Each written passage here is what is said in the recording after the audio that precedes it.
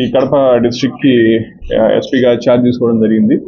So మీ అందరికి తెలిసిన విషయం, ఇదివరకు కూడా నేను అన్నమయ్య డిస్ట్రిక్ట్ నైబరింగ్ డిస్ట్రిక్ట్లో వర్క్ చేశాను. సో అన్నమయ్య ఫస్ట్ ఎస్పీగా, మరొకసారి నాకు కడప ఎస్పీగా ఈ అవకాశం రావడం నిజంగా చాలా సంతోషకరం. సో కడప ప్రజలకి సేవ చేసే అవకాశం రావడం అనేది ఒక అదృష్టంగా భావిస్తున్నాను. సో దానికి ప్రధానంగా చెప్పేది ఏమంటే, ఏదైతే పబ్లిక్కి పోలీస్ ఏ సర్వీసెస్ అయితే ఇవ్వాల్సి ఉంటాయో ఆ సర్వీసెస్ అన్నీ కూడా ఎఫెక్టివ్గా ప్రాపర్గా ఇచ్చే విధంగా చేయాలనేదే మన ముందున్నటువంటి ప్రధాన ఉద్దేశం. ఏదైతే రూల్ ఆఫ్ లా ఉందో ఆ రూల్ ఆఫ్ లాని మనం ప్రిజర్వ్ చేయాలా, ప్రొటెక్ట్ చేయాలా. సో దానికి లోబడి అందరూ కూడా ఉద్యోగం చేయాలా. సో ఆ విధంగా మా పోలీస్ యంత్రాంగం అంతా కూడా ఉద్యోగం చేసే విధంగా, పనిచేసే విధంగా చేయాలనేదే నా ముందున్నటువంటి లక్ష్యం. సో కాబట్టి దాంట్లో ఈ విధంగా చేసే క్రమంలో పాత్రికేయ మిత్రులు కావచ్చు, ఎలక్ట్రానిక్ ప్రతినిధులు కావచ్చు, ప్రజలు కావచ్చు, రాజకీయ పార్టీకి సంబంధించిన ప్రతినిధులు కావచ్చు, అలాగే మా పోలీస్ యంత్రాంగం అంతా కావచ్చు, వాళ్ళందరూ కూడా వాళ్ళ సహకారాలు అందిస్తారని చెప్పి నేను ప్రగాఢంగా నమ్ముతున్నాను. సో మనం ఏదైతే కడప జిల్లా ఉందో, కడప జిల్లాలో ఉన్న ప్రజలకి మరింత మెరుగైన సేవలు అందించే విధంగా మనం అందరం కలిసి కృషి చేద్దామని చెప్పి అందరికీ కూడా విజ్ఞప్తి చేస్తున్నాను, ఈ విధంగా పత్రికల తరపున సుముఖంగా. అలాగే ఏదైతే ఇప్పుడు మనకు ఈ కొన్ని ప్రయారిటీస్ చూసుకున్నట్లయితే, ప్రధానంగా గవర్నమెంట్కి, ప్రభుత్వానికి ఉన్నటువంటి ప్రయారిటీస్ ఒకటి public grievance redressal mechanism. Every Monday మన పబ్లిక్కి వాళ్ళ గ్రీవెన్సెస్ అటెండ్ అయ్యేది. సో దానికి అత్యంత ప్రాధాన్యత ఇవ్వడం జరుగుతుంది. రెండోది, గాంజా నివారణ గురించి చాలా పటిష్టమైన చర్యలు అందరూ కూడా తీసుకున్నారు. ముందున్న ఎస్పీ గారు కూడా దాని పట్ల చాలా ఎఫర్ట్స్ చేయడం జరిగింది. అది మనం కూడా ఎఫర్ట్స్ని కంటిన్యూ చేసి కడప జిల్లాలో ఈ గాంజా రిలేటెడ్ ఏమన్నా ఉన్నా దాని ప్రివిలెన్స్ కానీ దాని యొక్క ఇది తగ్గించే విధంగా కృషి చేస్తామని చెప్పి చెప్తున్నాను.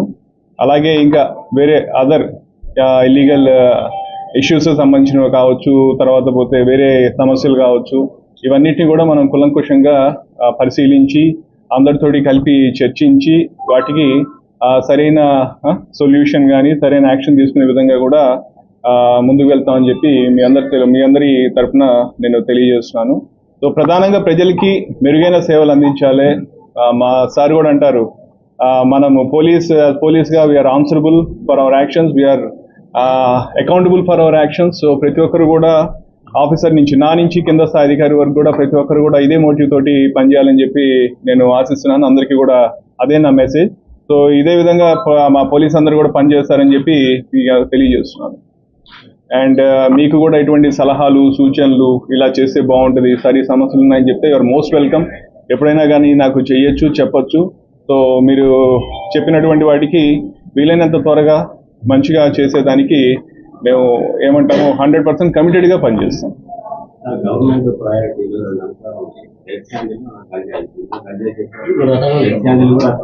రెడ్ శాండల్స్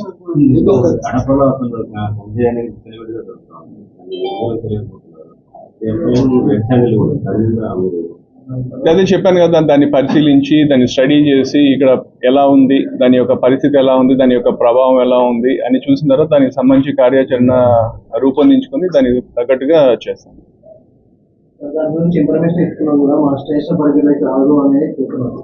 సో దానికి వేరే మార్గాల ద్వారా చేయించాలా, ఎలా చేయించాలనేది దానికి ఆలోచించి చేసే విధంగా చూద్దాం. అది ఇప్పుడే ఇలా చేస్తాను అలా చేస్తాను నేను చెప్పలేను, కానీ బట్ చేసేది నిజాయితీగా చేస్తాను మటుకు చెప్పగలను.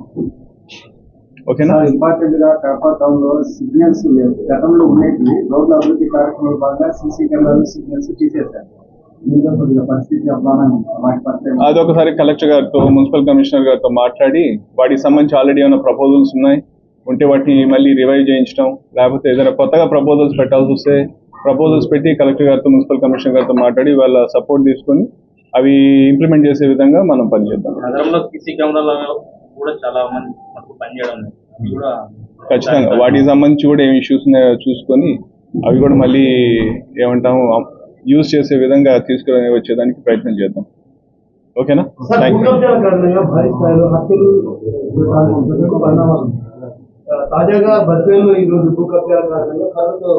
వాటిపైన ప్రత్యేకంగా చట్టపరమైన చర్యలు ఏం తీసుకోవాలో గట్టిగా చట్టపరమైన చర్యలు తీసుకుంటాం. ఎవరినైనా ఉపేక్షించేది లేదు. అంతే, సింపుల్. సార్, గడిచిన 5 సంవత్సరాల్లో పోలీసు సంస్థలకు సంబంధించిన స్థలాలు లీజు పేరుతో కబ్జా గురైనాయని ఆరోపణలు వెలువడుతున్నాయి. దాని మీద ఎటువంటి చర్యలు తీసుకోబోతున్నారు? దాని మీద అయితే నేను ప్రస్తుతానికి ఏమి కామెంట్ చేయలేను. ఒకసారి అసలు నిజంగా అయ్యాయా లేదా, అయితే పద్ధతి ప్రకారం జరిగాయా లేదా, అయ్యి వాటన్నిటికి సంబంధించి మనము పరిశీలించిన తర్వాత దానికి తగ్గట్టుగా ఏమన్నా ఉంటే చూస్తాం. అట్లా ప్రస్తుతానికి దాని మీద కామెంట్. కొన్ని ఏరియాలు గంజాయి మొక్కలు ఎక్కువ ఉన్నారని చెప్పి గుర్తించారు పోలీసులు. అయినా కూడా గత 2 సంవత్సరాలుగా ఎటువంటి చర్యలు లేదు. ఎలాంటి చర్యలు చేపడుతున్నారు? అంటే మరి ఎలాంటి చర్యలు లేదు అనడం మరి కరెక్ట్ కాదేమో, బట్ దాని గురించి నేను ఇప్పుడు చెప్పలేను. సరే, ఇప్పుడు నా ముందున్న లక్ష్యం ఏంటంటే ముందు ఆ జరిగిపోయిన దాని గురించి మాట్లాడడం కాదు, జరగాల్సిన దాని గురించి ఆలోచించడం. సో జరగాల్సింది ఏం చేయాలో ఒకసారి మా అధికారులతో అందరు కూర్చొని కార్యాచరణ రూపొందించుకొని దాని ప్రకారం గట్టిగా చేద్దాం. ఏదైనా సమస్య వచ్చినప్పుడు చేస్తామండి ఖచ్చితంగా. ఇక్కడ కూడా ఉన్నారు సేమ్ అదే సమస్య. అప్పుడు మనము టోల్ ఫ్రీ నంబర్ ఒకటి పెట్టి చిన్న సెల్ ఓపెన్ చేసి వాళ్ళకి మాట్లాడి అప్పుడు అందరు ఏజెంట్లు కూడా పిలిపించి మాట్లాడడం జరిగింది అప్పుడు. సో ఇప్పుడు కూడా ఒకసారి మళ్ళీ ఆ ఇనిషియేటివ్ మళ్ళీ చేయడానికి ఖచ్చితంగా ప్రయత్నిస్తామండి. ఓకేనా?